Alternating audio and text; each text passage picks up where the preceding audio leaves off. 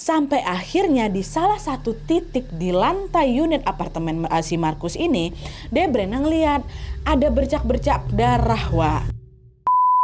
Hai, wassalamualaikum warahmatullahi wabarakatuh. Terima kasih sudah klik video ini. Oke, Wak, jadi di malam minggu ini seperti biasa aku datang kembali menemani kalian dengan membawakan satu kisah kriminal tentang penghilangan nyawa yang terjadi pada tahun 2014 lalu, Wak. Kasus ini terjadi di Australia, tapi beritanya juga menggegerkan masyarakat Indonesia. Kenapa? Karena korbannya adalah orang Indonesia, Wak. Selain itu, salah satu faktor yang membuat kejadian ini sangat-sangat heboh adalah karena latar belakang dari korban yang merupakan seorang transpuan atau transgender dari laki-laki yang berubah jadi perempuan. Nah, penasaran kalian kan, Wak? Kok bisa ada transpuan asal Indonesia yang dihabisi nyawanya di negeri orang? Tanpa berlama-lama kita langsung masuk aja ke ceritanya. Check it out.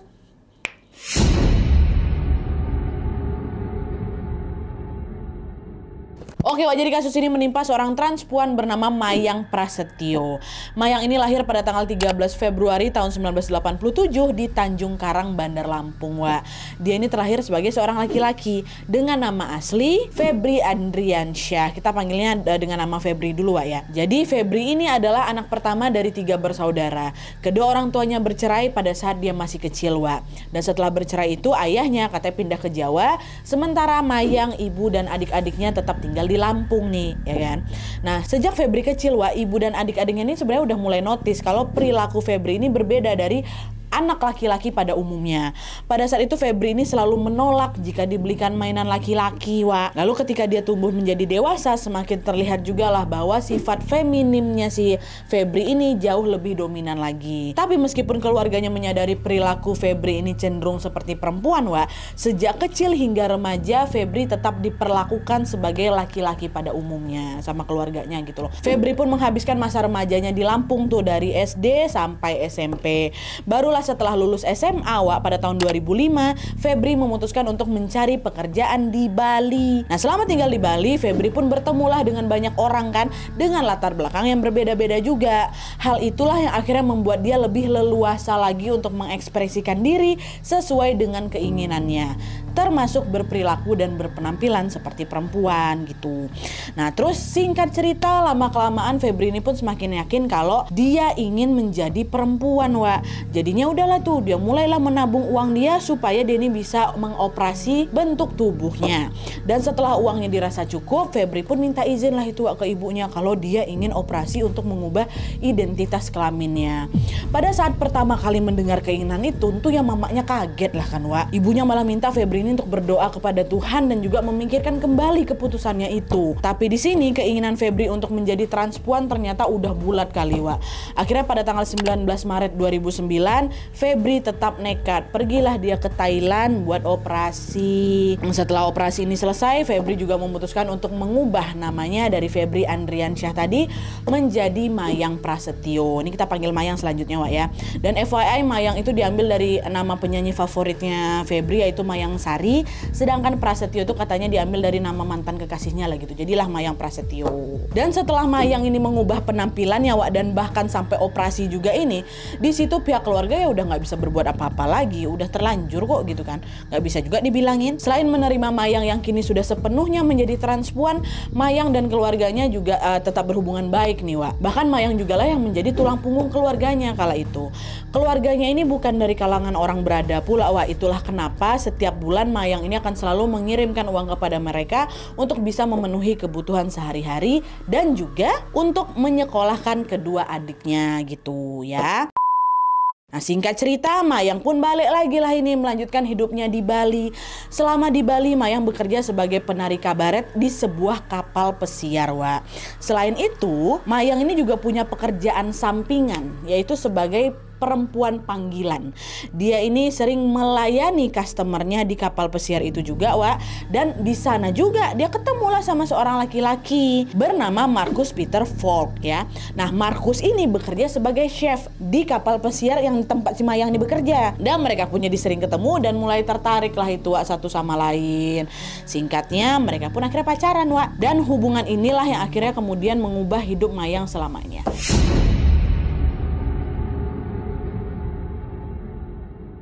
Nah, sebelum aku bercerita tentang hubungan Mayang sama Markus, aku mau jelasin dulu lah ya sedikit tentang latar belakang dari Markus ini, Wak. Si laki-laki pacarnya si Mayang nih. Jadi Markus ini adalah seorang laki-laki berkebangsaan Australia yang pada saat itu berusia 28 tahun. Di lingkungan keluarga dan juga kerabatnya, Wak, Markus ini dikenal sebagai laki-laki yang baik kali, dia lembut kali gitu. Dan selain itu dari foto-fotonya di sosial medianya juga menunjukkan bahwa Markus ini penyuka binatang, khususnya anjing sama kucing. Dan saat tumbuh dewasa, Markus bekerjalah sebagai chef di restoran milik keluarganya dulu nih pertamanya. Tapi entah apa penyebabnya, Wak, ternyata di saat yang sama Markus ini juga lagi terlilit hutang dengan jumlah yang sangat besar kali. Nah, karena itulah si Markus ini pun membutuhkan pekerjaan sampingan, pekerjaan dengan gaji yang lebih besar lah gitu kan. Dia nggak bisa nih jadi chef di sini aja, nggak cukup gajinya buat bayar utang. Akhirnya supaya bisa membayar utangnya itu, Markus pun keluarlah dari resto milik keluarganya.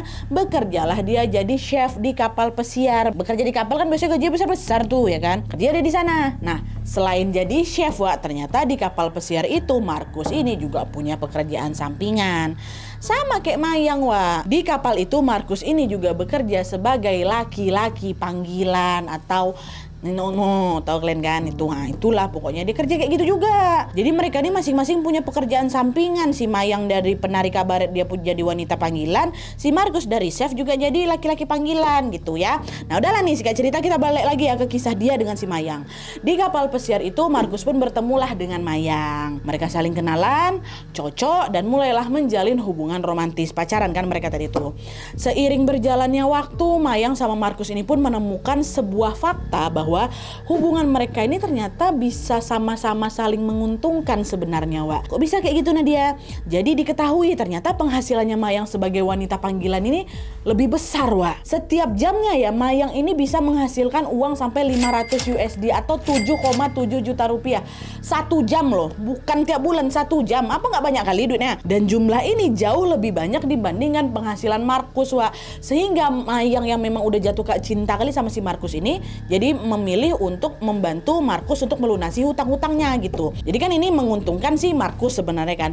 Tapi di sisi lain Mayang ini juga teruntungkan, Wak. Kenapa? Karena Mayang ini punya keinginan untuk menetap di Australia. Dia udah nggak mau di Bali lagi, pengen di Australia.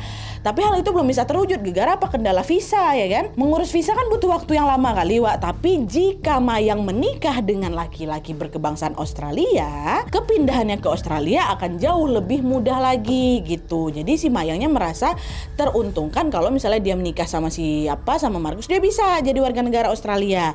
Nah, melihat bahwa mereka ini ternyata saling menguntungkan, akhirnya Markus sama si Mayang ini pun sepakatlah buat menikah ya. Terus tahun 2013 Mayang ngajaklah Markus ini balik ke rumahnya yang ada di Lampung untuk berkenalan langsung sama keluarganya, sama ibu dan adik-adiknya.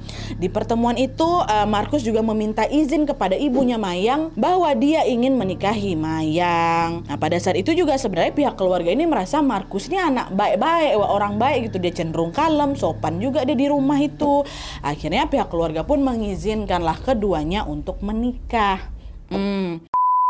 Dah, singkat cerita, ketika kapal pesiar mereka singgah selama beberapa waktu di Denmark, Wak, disinilah Mayang sama Markus itu memanfaatkan kesempatan itu untuk menikah di sana aja gitu. Mereka memang sengaja menikah di luar negeri lah, di Indonesia kan nggak bisa. Dah, betulan tanggal 1 Agustus 2013 keduanya pun secara resmi menikah di Copenhagen, Denmark. Dan setelah menikah sesuai dengan keinginan dan cita-cita Mayang sejak awal, mereka pun akhirnya pindah dan juga menetap di Australia, Wak. Mereka sewalah itu sebuah apartemen di 113 Commercial Road, Tenerife di kota Brisbane. Nah, setelah menetap di sana, keduanya pun mulai mencari pekerjaan lagi nih, udah nggak di kapal pesiar lagi. Dan gak lama kemudian Markus pun diterima sebagai chef di sebuah restoran yang berada di kota Bulimba. Dan selain itu, Markus sama Mayang ini ternyata juga tetap menjalankan pekerjaan mereka sebelumnya, pekerjaan sampingan mereka, yaitu sebagai wanita dan laki-laki panggilan. Masih lanjut. Dan mereka pun sama-sama bekerja di rumah lokalisasi bernama Pleasure Dome Brothel, dan di sana Markus memakai nama samaran sebagai Head XL, oke? Dah lah tuh, sembari terus melaksanakan pekerjaan masing-masingnya mereka, Wak, Markus sama Mayang ini juga tetap tuh sering menyempatkan waktu buat jalan-jalan, buat quality time gitu kan. Para tetangga apartemen juga mengenal mereka sebagai pasangan yang akur kali, romantis kali, pokoknya nggak macam-macam lah gitu. Hingga akhirnya tanpa diduga-duga pada suatu hari terjadilah sebuah pertengkaran besar antara Markus sama Mayang, Wak. Nah, pertengkaran inilah yang kemudian menjadi awal dari peristiwa naas yang menimpa mereka berdua. Masuk.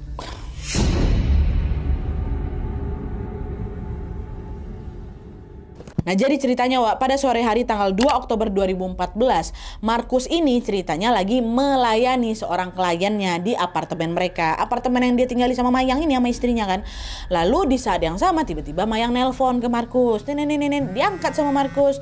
Halo sayang, kamu lagi di mana? Kata si Mayang kan, apartemen lagi kosong nggak? Aku lagi di apartemen nih. Biasalah lagi ada klien. Gimana nih Yang? Kata gitu. Loh, aku juga lagi sama klienku nih Yang. Kami mau pakai apartemen kita juga. Gimana ini? Aku udah di jalan mau ke sana nih, kata si Mayang. Oh alah, kok bisa barengan pula kita. Ya udahlah, biar aku aja yang keluar, kata Markus. Betulan ya, nggak apa-apa. Terus nanti kamu mau kemana? Udahlah, aku gampang, kamu aja lah pakai dulu apartemennya. Nanti biar aku ajak klien aku jalan-jalan dulu ke taman, kata si Markus. Markus yang ngalah, bawalah apartemennya.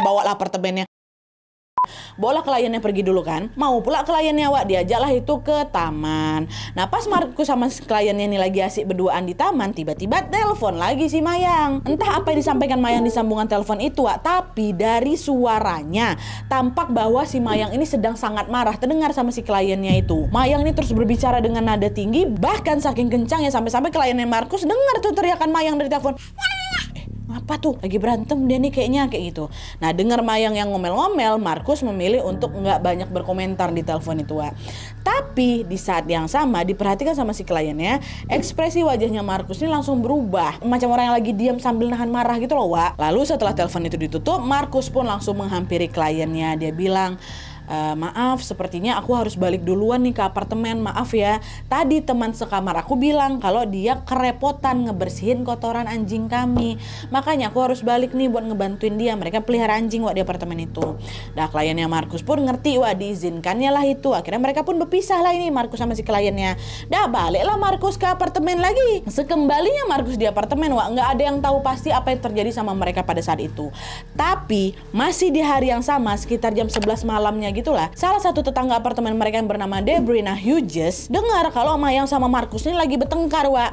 Nah, di tengah pertengkaran itu Debrina bilang kalau Mayang ini lebih mendominasi suaranya. Terdengar tuh Mayang terus melemparkan cacian, umpatan dan juga kata-kata kasar yang menyinggung si Markus. Dan pertengkaran itu berlangsung cukup lama, Wak. Mereka ini saling berteriak dengan nada tinggi kurang lebih 30-40 menitan gitu kan. Lama kan? Baru tuh setelah 40 menitan meredalah suara mereka. Tapi ternyata ini juga nggak bertahan lama, hanya beberapa jam kemudian, Wak, ya, tepatnya jam setengah 2 pagi, tadi kan malam kan, jam setengah 2 pagi itu kembali lagi nih terdengar suara teriakan dari unit apartemen Mayang Markus. Dan suara teriakan mereka ini, suara berantemnya mereka ini membuat beberapa tetangga sampai terbangun juga. Tapi kali ini pertengkaran mereka nggak selama yang pertama, Wak, lebih bentar nih. Para tetangga hanya mendengar Mayang teriak beberapa kali dan seterusnya mereka udah nggak dengar suara apa-apa lagi. Tek, tiba-tiba hening. Di situ tetangga mikir, oh udah diam tuh mereka, adalah lanjut kita tidur lagi, kata tetangga. Singkat cerita, pada pagi harinya di tanggal 3 Oktober tahun 2014, Debrina, tadi tetangga mereka tuh, tiba-tiba sudah mencium ada bau yang tidak sedap, Wak, dari arah lorong apartemen di depan unitnya si Markus sama si Mayang. Saking baunya sampai-sampai Debrina ini menyempatkan diri untuk menyemprot pengharum ruangan di lorong itu. Maksudnya biar baunya nggak masuk ke unit dia. Kok tiba-tiba bau nih ya, bau apa nih gitu kan. Disemprotnya Stella tuh mungkin kan di lorong tuh. Nah, terus sore harinya jam 6 sore kelihatan Markus lagi keluar dari apartemennya dan dia pergi menuju ke supermarket yang berada di daerah Newstead. Nah, di sana, Wak, Markus membeli barang-barang yang udah mulai kelihatan mencurigakan nih. Dia beli sikat, dia beli kantong kresek besar, dia beli sarung tangan, cairan pemutih baju, lakban, tali sama tisu basah. Dan di saat yang sama juga salah satu telapak tangannya Markus ini ternyata terluka, Wak, berdarah. Dia langsunglah bawa ke rumah sakit nih untuk diobati tangannya itu kan. Dari supermarket dia pergilah mengendarai mobilnya ke sebuah rumah sakit untuk diobati tangan itu. Di situ dokter tuh sebenarnya sempat nanya, ini kenapa tanganmu kok bisa keluka kayak gini, Mas? Kata kayak gitu. Markus jawab, oh iya dok, tadi saya habis berantem sama pacar saya. Kebetulan pacar saya megang pisau, gara-gara saya takut dia kenapa-napa, saya tahanlah pisau itu pakai tangan saya. Inilah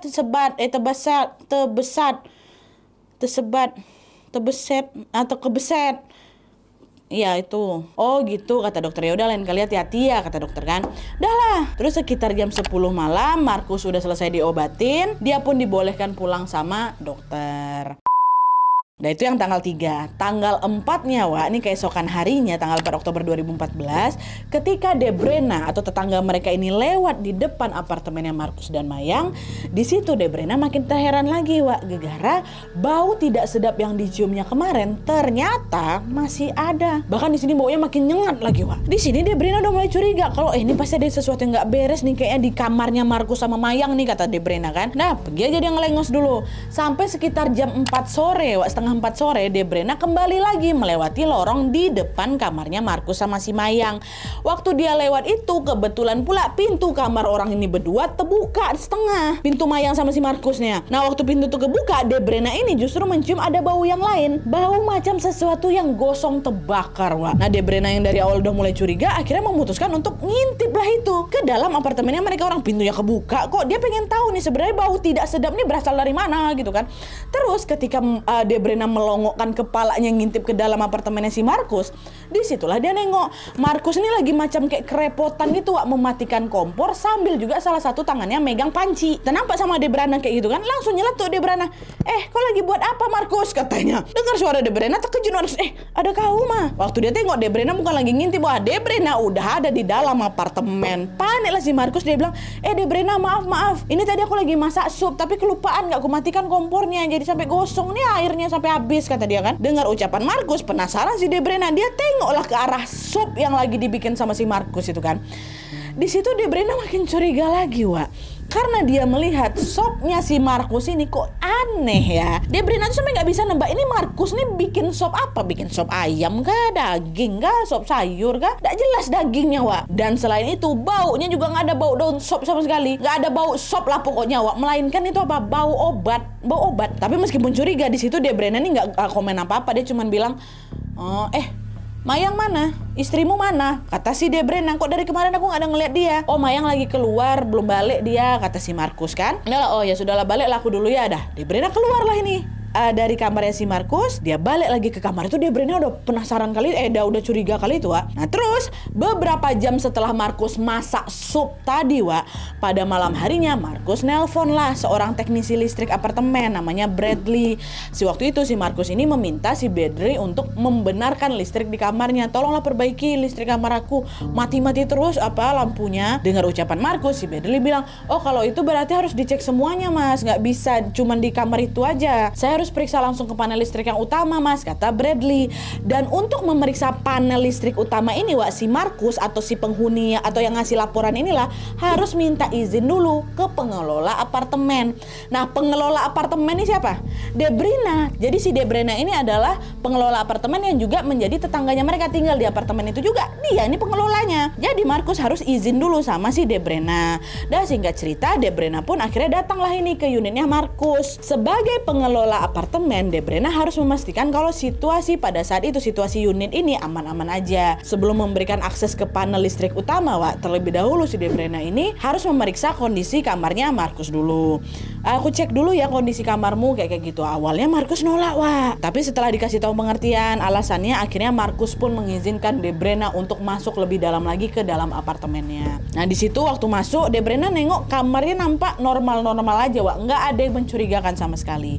Sampai akhirnya di salah satu titik di lantai unit apartemen si Markus ini, Debrena ngeliat ada bercak-bercak darah Wak. Waktu nengok, apa nih? Ini darah nih pasti nih. Cuman waktu itu dia nggak langsung konfrontasi Markus. Diam-diam dia foto bercak-bercak darah itu tanpa sepengetahuan si Markus. Nah, ini udah nggak betul nih, udahlah aku dibanding ngomong apa-apa nanti konyol pula aku di sini, aku foto aja, ya kan? Nah dia cek lagi apa kabarnya si Markus. Setelah cek, udah oke, aman, boleh kau perbaikilah sana listrikmu, kata si Debrena. Debrena langsung balik lagi lah ke kamarnya, udah selesai urusannya.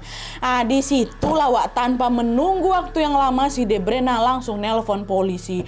Dia ceritakan lah itu semua kecurigaan dia dari hari-hari yang pertama itu. Dan tidak lupa juga Debrena memperlihatkan foto bercak darah yang dia ambil tadi. Pak, jadi ceritanya gini-gini nih, beberapa hari diceritain semua sama Debrena, dia kasih lah foto bercak darah itu. Lalu setelah mendapatkan laporan dari Debrena, polisi pun segera langsung bertindak melakukan penyelidikan di unitnya Mayang sama Markus. Mayang dari kemarin nggak tengok-tengok kan? Nah, dengar.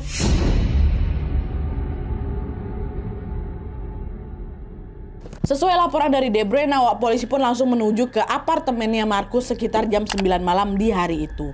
Mereka mengetuk pintu dan meminta si Markus untuk keluar dari apartemen.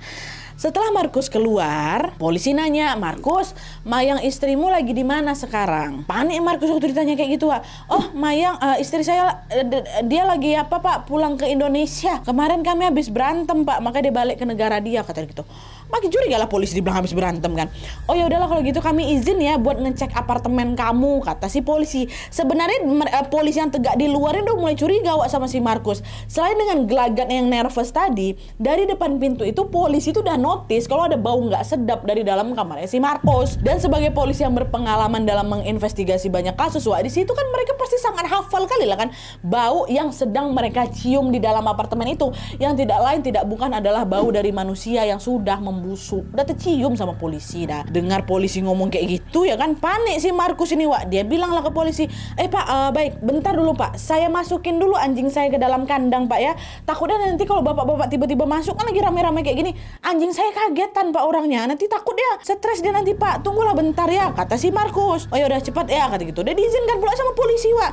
Markus pun langsung lah buru-buru masuk ke dalam kamarnya dan langsung mengunci pintu. Polisi masih ngizinkan tuh si Markus amankan anjingnya dulu, dan mereka dengan sabar lah itu nunggu di luar kan. Tapi kok ditunggu anak ini nggak keluar-keluar. Bahkan suara-suara dari dalam kamar yang tadi polisi memang dengar ada suara anjing tuh udah nggak terdengar lagi. Hening, Wak, di situ ya kan. Di situ polisi langsung paham, kabur anak nih. Akhirnya polisi pun langsung membagi tim mereka menjadi dua. Satu tim yang bertugas ngedobrak kamar si Markus, satu lagi bertugas mengejar si Markus. Singkat cerita, tim pertama pun langsung mengerahkan seluruh tenaga mereka untuk mendobrak pintu kamar yang lagi terkunci itu. Debrak gitu kan. Waktu pintu terbuka, ternyata betul Markus sudah nggak ada di sana, dan jendela belakang apartemen itu dalam keadaan sudah terbuka. Nah, dari jendela inilah, Wak, Markus itu berhasil kabur. Di situ polisi pun langsung melakukan penggeledahan, Wak. Beberapa tim polisi juga melakukan pencarian kepada si Markus yang berhasil kabur itu. Nah, polisi yang melakukan penggeledahan ini, Wak, seketika langsung menemukan sesuatu yang sangat menggegerkan. Di situ polisi melihat ada kresek besar berwarna hitam yang ditaruh, Wak, di samping mesin cuci. Polisi ambillah kresek itu kan, dia buka lah isinya, dan ternyata apa? Ya, isinya adalah bagian tubuh manusia yang sudah terpisah-pisah, Wak. Dan selain itu di bagian dapur, di bagian dapur polisi juga menemukan panci berisi sup yang dimasak sama Markus tadi, Wak. Tadi itu yang ditengok sama apa di siang hari itu, Debrena. Nah, pas dicek ternyata sup panci itu sudah tercampur dengan cairan putih yang mendidih, dan isi di dalamnya adalah apa? Kaki manusia yang udah dipotong-potong. Astagfirullahaladzim. Itu yang ditemukan polisi. Dalam waktu singkat polisi langsung mengetahui identitas jasad ini pastinya. Dia adalah Mayang Prasetyo, Wak. Dengan demikian sudah jelas bahwa Markus lah yang sudah melakukan tindak kriminal penghilangan nyawa sekeji ini terhadap Mayang. Polisi dengan cepat langsung mengerahkan personel mereka lagi untuk bisa melacak keberadaan Markus. Markus kabur. Polisi juga langsung menurunkan anjing pelacak mereka, Wak. Lalu anjing pelacak ini tiba-tiba berlari lah dia itu ke arah tempat sampah berukuran besar yang ada di sana. Gak begitu jauh lah dari apartemen. Anjing pelacak tuh nampak mengendus-enduskan hidungnya di tempat sampah. Dan waktu polisi buka tempat sampah itu, polisi langsung menemukan Markus yang lagi bersembunyi di dalam sana dalam keadaan berdarah-darah. Tapi waktu itu Markus ini masih hidup, Wak, tapi polisi menduga bahwa si Markus ini sedang berusaha menghilangkan nyawanya sendiri. Bundir dia di situ. Akhirnya udah polisi langsung lah bawa Markus ini ke rumah sakit kan. Tapi sayangnya tidak lama kemudian Markus dinyatakan meninggal dunia juga. Dengan begitu apa, Wak, selesai, ditutuplah kasus ini. Sebenarnya juga tidak ada yang tahu pasti apa yang melatar belakangi pertengkaran terakhir mereka itu waktu Markus naik ke apartemen itu. Apakah memang gegara kotoran anjing aja, pakai gimana yang akhirnya memetik pertengkaran sehebat itu ya kan? Nggak ada yang tahu, Wak. Pelaku ini udah mati duluan sebelum dimintai keterangan ya kan. Dan tentunya Markus belum sempat mendapatkan hukuman atas kejahatan yang sudah dia lakukan kepada Mayang Prasetyo. Mati pelakunya. Itulah keterangan-keterangannya cuma didapat dari beberapa saksi aja, dari Debrena, dari yang kliennya si Markus itu, dari para tetangga dan lain sebagainya gitu. Nah, jadi itu dia Wak, kasus kriminal yang menimpa Mayang Prasetyo, seorang transpuan berkebangsaan Indonesia dari Lampung. Setelah kejadian ini, jasad Mayang akhirnya dikirimkan pulang ke Lampung katanya Wak. Dan dari beberapa sumber yang aku baca, katanya pada saat jasad Mayang ini tiba di kampung halaman, warga sekitar tuh sempat kebingungan tuh bagaimana ini cara mengurus jenazah ini kan. Dia mau dimakamkan sebagai laki-laki atau dimakamkan sebagai perempuan. Dan untuk mengatasi hal itu, pihak keluarga pun sampai meminta bantuan juga Wak ke lembaga bantuan hukum, dan akhirnya diputuskanlah bahwa Mayang akan dimakamkan sebagai laki-laki. Jadi balik lagi ke kodrat Mayang sebenarnya Wak, gitu. Gimana menurut kalian soal cerita ini Wak? Ayo sama-sama kita doakan untuk Febri Andriansyah, semoga dia diterima di sisi Allah Subhanahu wa taala dan segala dosanya juga terampuni, dan serta keluarganya diberikan kesabaran juga ketabahan menerima segala cobaan ini. Amin ya rabbal alamin. Oke Wak, jadi sekian dulu videonya. Terima kasih banyak yang sudah menonton. Kalau kalian suka video ini, klik like-nya. Jangan lupa komen di bawah tidak ada dan saran-saran untuk video selanjutnya.